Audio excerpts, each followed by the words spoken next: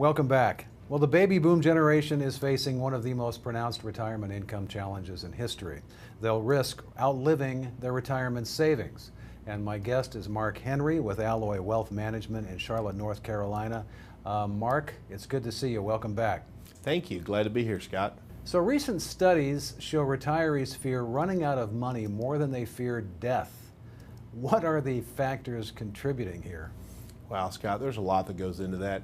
You know, I think of it this way. I meet people every day that want to leave money to their children. I think that's really important, and I totally understand that. But number one is never leaving money to their children. It's, I don't want to be a burden to my children.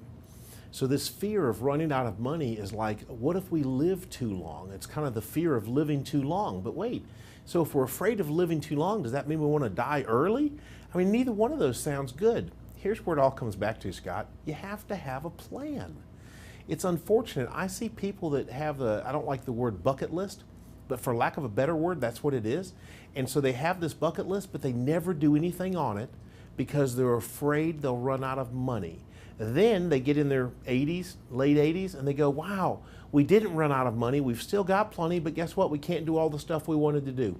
Either one in my mind is terrible, and it all goes back to having an actual financial plan and an income plan of predictable, reassured, guaranteed money that comes every month that you know is going to be there for you. So we know that part of the problem is that people are living a lot longer these days. Now, does this increased investment horizon really justify assuming more risk? Well, exactly, Scott. That's really what it's about. So should you take more risk because you may live longer?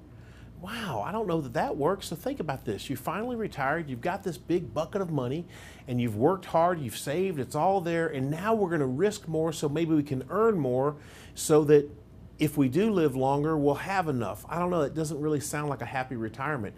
I don't know that when I'm in my 60s or 70s that I'll want extra risk in my personal portfolio. And I think a lot of other people feel the same way, Scott. They don't want that extra risk in their portfolio.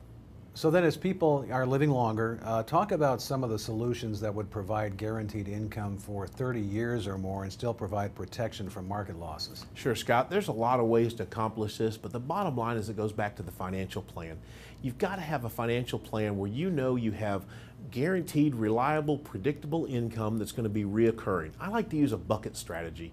So we have taxable money, we have tax-deferred money, we have principal protected money, and then we have income. And most people, what's missing in their financial plan is, one, the financial plan itself. They come in and they have stuff. They have a 401, a 457, an IRA, brokerage account, but they don't have a plan. And then what's definitely missing is a customized income plan. Think of it this way. What would retirement look like for you, Scott, if you knew every month Social Security came in, then you had another deposit that came in every month that would never stop till the last person died in the relationship, second to die, it came in every month, and that money itself was enough for you to function, to pay all the bills and do the things you want to do. And then everything else was to do the extra stuff, the fun stuff. Wouldn't that make for a much more simple retirement, or maybe a less risk or less worry in retirement? Great, Mark. Thanks again for sharing your time and expertise with us today. Hey, Scott, thank you so much for having me on again. That's Mark Henry in Charlotte, North Carolina. Thanks for watching Retirement News Online.